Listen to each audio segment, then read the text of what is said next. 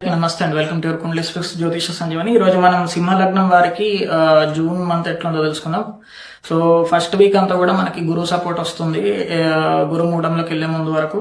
So ఇక్కడ interviews, visa interviews కానీ లేకపోతే జాబ్ ఇంటర్వ్యూస్ కానీ ఏమైనా కొత్తవి నేర్చుకోవడం కానీ ఇవన్నీ కూడా చాలా కలిసి వచ్చే అంశం ఉంటాయి. సో ఫస్ట్ వీక్ వరకు అండ్ మ్యారేజెస్ కి కూడా, మ్యారేజ్ రిలేటెడ్ లో కొంచెం అనుకూలత ఉండే అవకాశం ఉంటుంది. దాని తర్వాత గుడ్ ఇన్ ఫస్ట్ వీక్ అన్నమాట. సో ఫస్ట్ వీక్ తర్వాత ఏంటంటే సెకండ్ పార్ట్ స్టార్ట్ అవుతుంది. ఎప్పుడంటే గురు మౌఢ్యం స్టార్ట్ అవుతుందో జూన్ 9th తర్వాత నుంచి, అప్పుడు మాత్రం జాగ్రత్తగా ఉండాలి, రిస్క్ తీసుకోవద్దు.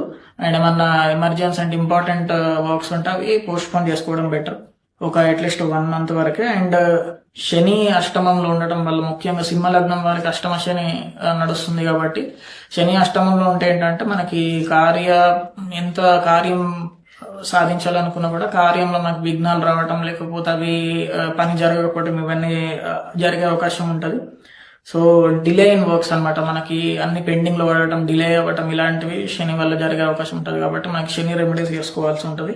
అండ్ ముఖ్యంగా మెయిన్ గా సెకండ్ పార్ట్ నుంచి జూన్ 9th తర్వాత కుటుంబంలో మనస్పర్ధలు రావడం అండ్ జాబ్ లో స్ట్రెస్ రావటం, ఇవన్నీ కూడా జరిగే అవకాశం ఉంటుంది. అండ్ వీనస్ మనకి శుక్రుడు సింహ లగ్నానికి అంత శుభం చేయడు కాబట్టి, శుక్రుడు 9th లో ఉండటం వల్ల మనకి సేవింగ్స్ కి ఇబ్బంది కలగటం, సేవింగ్స్ ఖర్చు అయిపోవటం, ఇది సింహ లగ్నం వారు చూసే అవకాశం ఉంటుంది శుక్రుని దశ అవ్వకపోతే.